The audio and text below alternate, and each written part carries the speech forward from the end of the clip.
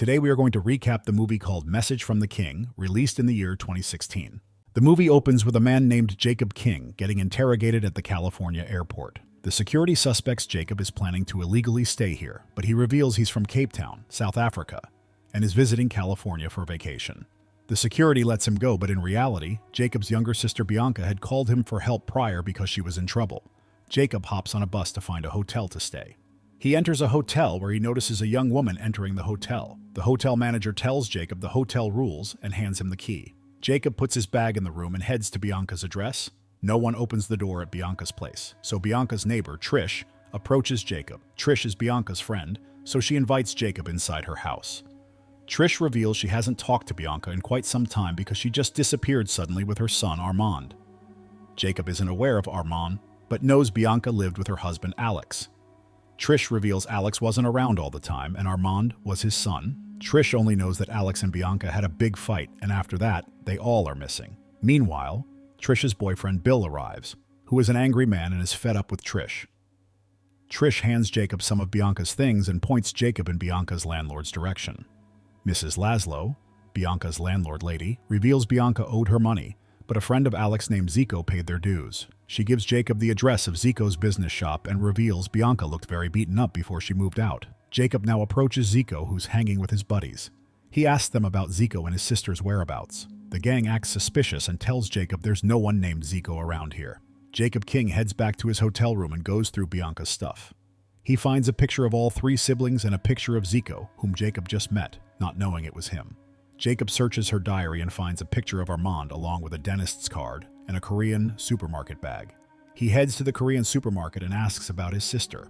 The ladies don't understand, so a young Korean man informs Jacob that he saw Armand in the store but not Bianca. He suggests Jacob check the morgue, so Jacob heads there. He checks a few female corpses, but they're not Bianca. Jacob checks another mutilated corpse and notices a tattoo, realizing it's Bianca. He lies to the mortician, claiming it's not his sister because he's trying to lay low. Jacob is devastated, so he cries in despair. He heads back to the hotel where his room is being used by his escort neighbor. The hotel manager apologizes to Jacob and changes his room. Jacob now plans to take revenge, so he heads to the hardware shop and buys a motor chain. He heads to Zico's shop and starts beating him and his gang. He drags Zico to the back and asks why he killed and tortured her. Zico mentions following orders, so Jacob steals his phone. Jacob pours acid on his face and tells him to inform his boss that this was a message from the king. At night, Jacob heads to Trish's house to ask about Zico. Trish reveals Bianca had been in contact with a gang and a drug dealer named Frankie. Jacob sneakily finds Frankie's contact in Trish's phone and lures him to Trish's party. Later, Frankie arrives, so Jacob confronts her and asks about Bianca's affiliation with Zico and his gang. Frankie panics and chickens out of the party. Jacob beats him up and asks about Zico's boss and why they killed Bianca. Frankie reveals Zico works for a man named the Duke, and Bianca had something he wanted, so they killed her for it. Jacob returns to his hotel and notices his escort neighbor working in a store. Later, while she heads to her room, she notices Jacob dining alone, so she joins him. The woman reveals her name is Kelly and thanks Jacob for not reporting her to the police, because Jacob understands she needs to keep a roof over her head somehow. She checks out Bianca's picture and asks if he's looking for her, but Jacob doesn't answer her. Kelly mentions having an 8-year-old daughter, so Jacob gives her an elephant toy for her daughter. The next day, Jacob pays Kelly to borrow her car and heads to Trish's house again. He confronts her and asks what happened with Bianca and Alex. Trish reveals they both kept fighting continuously, so one day Bianca came to her house and handed her a bag with all of her stuff. Jacob informs Trish of Bianca's death and mentions that she was tortured. Jacob now heads to the dentist, whose card Bianca had. At his clinic, he notices Zico with the Duke, so he calls the Duke from Zico's phone, confirming his identity. Jacob then makes an appointment with the dentist and meets him. His name is Dr. Wentworth, and he checks out Jacob's teeth. Jacob mentions his sister Bianca referred him here and asks Wentworth if he knows her. Wentworth reveals Bianca came in at his clinic, but she didn't have the money for it. He takes Jacob for a lunch to clear his name from this situation. Wentworth mentions meeting Bianca at a party, but he's rich and has an image to maintain, so he never slept with her. Wentworth reveals Bianca started to pimp herself out after her husband died by the hands of the people he owed money. After their lunch, Wentworth heads out, but Jacob still suspects her and starts following his car. Wentworth meets with a politician named Frank Leary, who was involved with Bianca.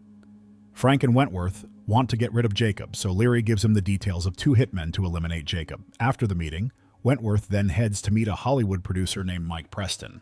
Wentworth informs Mike of Jacob's arrival and suspects Jacob might have what they needed from Bianca. Mike is pissed because Wentworth had assured her Bianca's situation won't be a problem anymore. Meanwhile, Jacob breaks into Mike's house. Wentworth informs Mike that Frank Leary can eliminate Jacob and wants $100,000 for the hitmen, so Mike agrees. Wentworth then starts blackmailing Mike and asks for $750,000 for himself, or he will leak Mike's involvement with Bianca's death. On the other hand, Jacob notices a little boy at Mike's house and realizes it's Bianca's stepson, Armin. Wentworth heads out and notices Jacob's car outside, so he calls the hitmen. At night, Jacob heads back to his room, but gets stopped by 2 cops who are the hitmen Wentworth hired. They ask Jacob for his license and registration, but Jacob doesn't have both, so they arrest him. They take Jacob with them, but get in the traffic. Jacob realizes the cops are planning to execute him, so he starts yelling in the car to grab attention and manages to escape. The cops chase him to an alley and manage to catch and beat up Jacob. They don't shoot him here because they have been assigned to execute at a specific spot. One of the cops heads back to bring their car. Meanwhile, a dumpster driver enters the alley. The second cop gets distracted while Jacob manages to escape, so the cops decide to lie that they eliminated Jacob. Kelly arrives back home and finds Jacob injured on the ground. She takes him to her room and nurses his health while Jacob sees flashes of his childhood memories with Bianca. Wentworth now contacts Mike and informs him that Jacob is taken care of and gives Mike 48 hours to pay him. Kelly goes to work as Jacob remains unconscious in her room with her daughter, Boot. Wentworth meets with the Duke because they both are partners. The Duke suspects Jacob is still alive because his corpse wasn't found in any morgues, but Wentworth believes the hitmen discarded Jacob in the sea. The Duke is dubious because he believes Wentworth is leveraging Mike and not telling him since they are partners. Wentworth lies, mentions everything's fine, and he delivered all the money to Frank Leary for the hitmen. Back at Kelly's place, Jacob finally wakes up. Kelly chats with him and asks him about his arm tattoo. Jacob reveals he and his siblings had these tattoos, and it was Bianca's idea as a family symbol, which meant see no evil, hear no evil, and speak no evil. Kelly asks him about his brother. So Jacob reveals his name was Isaac, and he died because he got involved with drug gangs. Jacob feels remorse because he believes Bianca left their home country after Isaac's death and blamed him for not saving Isaac. Later on, Jacob finds a memory card in a cigarette box from Bianca's belongings. He takes the card to the Korean man to open it, but it's encrypted, so they are only able to extract the audio of the video file in the card. They hear Bianca selling Armand to Mike and meeting Frank Leary at a party. Jacob now buys some items from the store and creates a bomb using the drugs he stole from Frankie. In the meantime, the Duke gets informed that they found Jacob's car, but it's not his, and it belongs to a woman named Kelly Johnson. Jacob now plans to leave with his bomb, but he doesn't tell Kelly what he's doing. He steals another car and drives to Mike's home. He breaks in and calls Mike to meet him in his office because he has his video. Mike secretly meets Jacob and unlocks the memory card.